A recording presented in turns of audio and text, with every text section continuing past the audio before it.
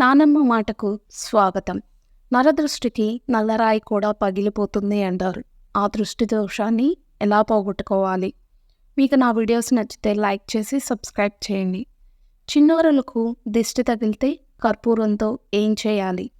నరుడు కంటి దృష్టితో చిన్నారులు నానా రకాల ఇబ్బందులను ఎదుర్కొంటారని ఆధ్యాత్మిక పండితులు చెప్తున్నారు. నరదృష్టి కారణంగా వచ్చే ఇబ్బందులను దూరం చేసుకోవాలంటే పిల్లలకు దిష్టి తీయాలని, కర్పూరంతో చేస్తే ఇంకా మేలుంటుందని పెద్దవారు సూచిస్తున్నారు. పిల్లలకు దృష్టి అనేది సులభంగా తగులుతుంది. పిల్లలంటే చాలామంది ఇష్టపడుతుంటారు. వారికే తెలియకుండా వారి దృష్టిలోపం పిల్లలపై పడుతుంది. ఫలితంగా పిల్లల్లో నలత, జ్వరం, జలుబు వంటి రుగ్మతలు ఏర్పడతాయి.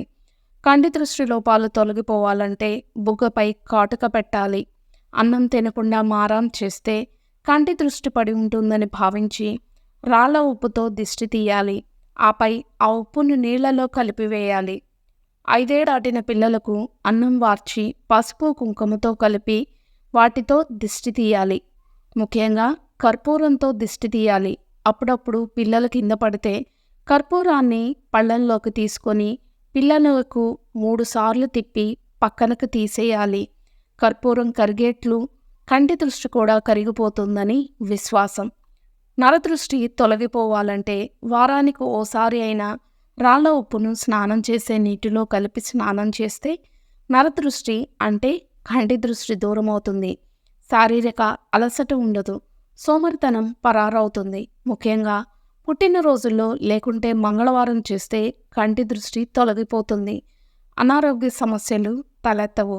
అలాగే వ్యాపారాలు చేసే చోట కంటి దృష్టి తొలగిపోవాలంటే నిమ్మపండును సగానికి కోసి మధ్యలో కుంకుమ అద్ది వాకిటికి ఇరువైపులా ఉంచితే అది మంగళవారం పూట ఇలా చేస్తే కంటి దృష్టి లోపాలుండవు.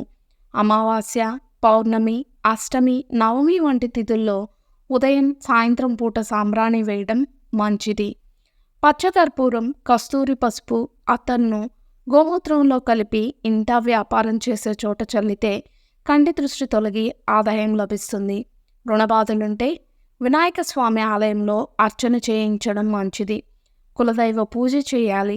వినాయకుడికి అర్చన చేసిన కొబ్బరికాయలోని నీటిని తొలగించి అందులో నెయ్యి లేదా నువ్వుల నూనెను పోసి దీపం వెలిగిస్తే మంచి ఫలితాలుంటాయి. ఈతి బాధలు తొలగిపోతాయి.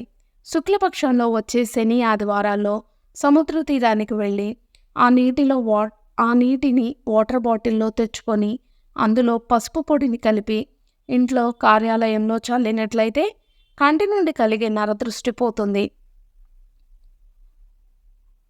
మహాసుదర్శన నారసింహ యంత్రం ఇంట్లో ఉంచడం ద్వారా నరదృష్టి నుండి ఉపశమనం కలుగుతుంది.